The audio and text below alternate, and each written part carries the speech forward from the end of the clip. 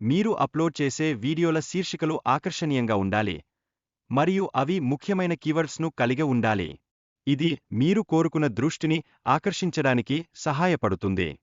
Video వివరణను సరిగ్గా రాయడం ద్వారా మీరు మీ వీడియోను సులభంగా కనుగొనగలరు.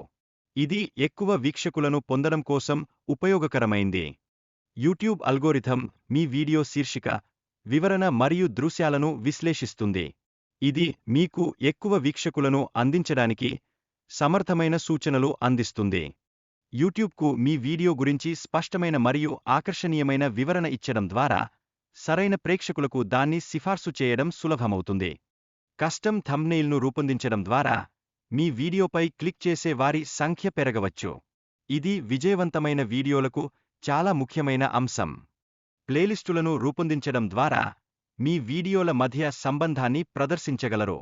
ఇది ప్రేక్షకులకు మరింత సమాచారాన్ని అందించే క్రమంలో వారి అనుభవాన్ని మెరుగుపరుస్తుంది. యువ ప్రేక్షకులకు అనుకూలంగా ఉన్న కంటెంట్లో కథనం లేదా ఆటలు ఉండాలి. ఇది పిల్లలకు ఆకర్షణీయంగా ఉంటుంది మరియు వారి అభిరుచులను తీర్చడంలో సహాయపడుతుంది. విడుదల చేసిన కంటెంట్లో వయస్సు పరిమితులు ఉన్నాయా లేదా చూసుకోవాలి.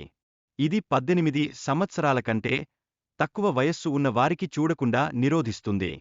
యూట్యూబ్లో ఆటోమాటిక్ చాప్టర్స్ జోడించడం ద్వారా వీడియోను విభజించడం జరుగుతుంది.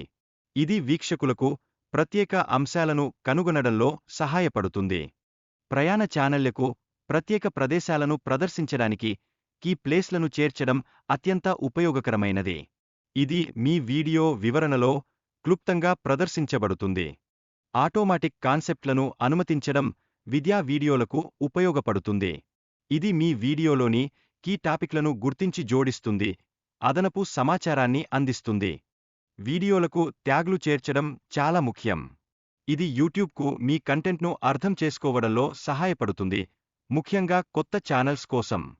యూట్యూబ్ వీడియోల కేటగిరీని ఎంపిక చేయడం ద్వారా సరైన ప్రేక్షకులను చేరుకోవడం ఎలా జరిగేను గురించి తెలుసుకోండి.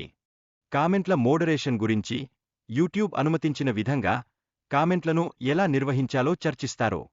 మానిటైజేషన్ సెట్టింగులను ఎలా సక్రియం చేయాలో మరియు యూట్యూబ్ ప్రకటనలపై మీ నియంత్రణ ఏమిటో తెలుసుకోండి.